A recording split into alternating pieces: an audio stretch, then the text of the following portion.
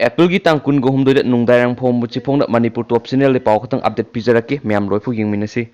ngasi di COVID-19 gi update oina pijarake India gi sathina sokpa jaga kharaga aduga Malem gi oiba kharaga semjilakana update macham oina pijarage COVID-19 recover sada taraga mapanga point kuntraga taruk yaurei UP gi district tara amadi Ladakh free zone oirei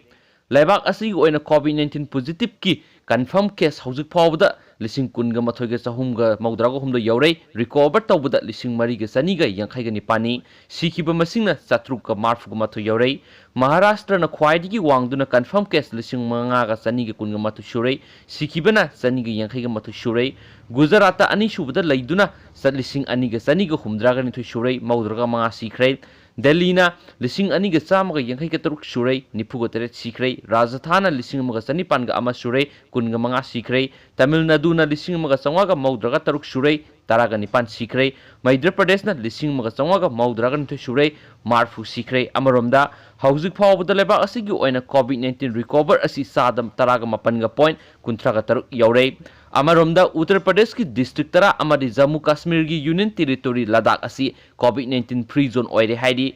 Goa amadi Manipur na COVID-19 free zone oikraba tungda Union Territory Ladakh asi free zone oikhibani Malem gi oina COVID-19 confirm case asi haujuk phawbada lakh kunga tarukka lising kunga nipanga sangaga kunga teret yaure recover na lakh taret ka lising marfu mariga chamapanga marfu taruk shurei sikibana lakh amaga lising marfu go humdoiga samriga kunga marini hairi masigi manungda USA na laina asigi confirm case Malem gi oina khwaidigi wang hensu phongdorakli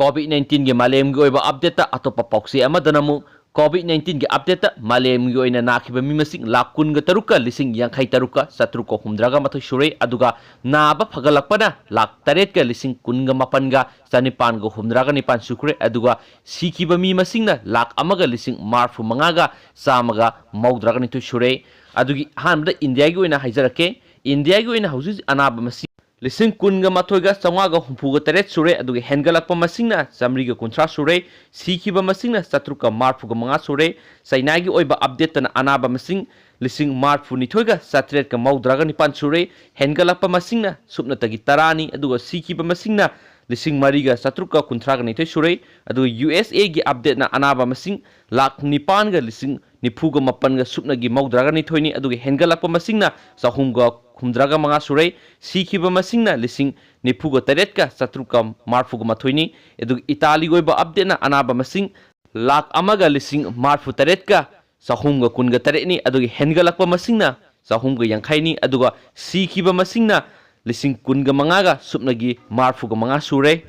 South Korea gi oina anaba masing lising taraga satiret ka ani sure adugi hengalakpa masingna supnagi nipan katani sikiba masingna saniga nipu sure aduga Spain gi oiba update na anaba masing lakh aniga lising tarahumdoga kunga mari sure adu hengalakpa masingna lising mariga satruka kuntraga manga sure sikiba masingna lising kunga nithoiga chamga yankhaiga taret sure Philippines ko ina anaba masing gi update ta lising tarukka chamapanga marfuga mathu sure hengalakpa masingna saniga humdraga mathu sure sikiba masingna samriga humphuni thu shure adu Iran go ina update ta anaba masing lising marfu taretka sumnagi kunga tarukni adu hengalakpa masingna lising amaga kuntra sure sikiba masingna lising mangaga samriga marfuga mathoini Malem go iba update na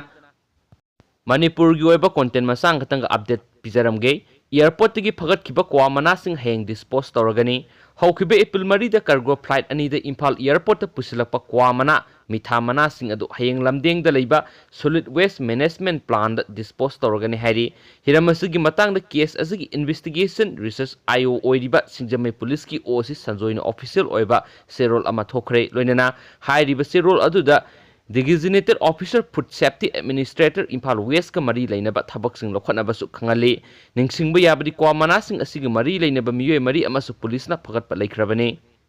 atopa content masa ama danamu Assam da miyoi ama nauna positive oikhibaga loinana miyoi kuntraga manga sukre aduga mayam north east ku oinadi Assam na khwaidigi wangna positive oiba masingsi lairi aduga abanomdanamu Tripura da laklambi Bangladesh nupi ama positive oire haina su pausi sina phungdurok le aduga mayam aina pabla su kiblan ki versi mayam pigani aduga anobo pau hek lakpa update pi ngamna bo hona jarage share ga video si matang sai lusin jarage and thank you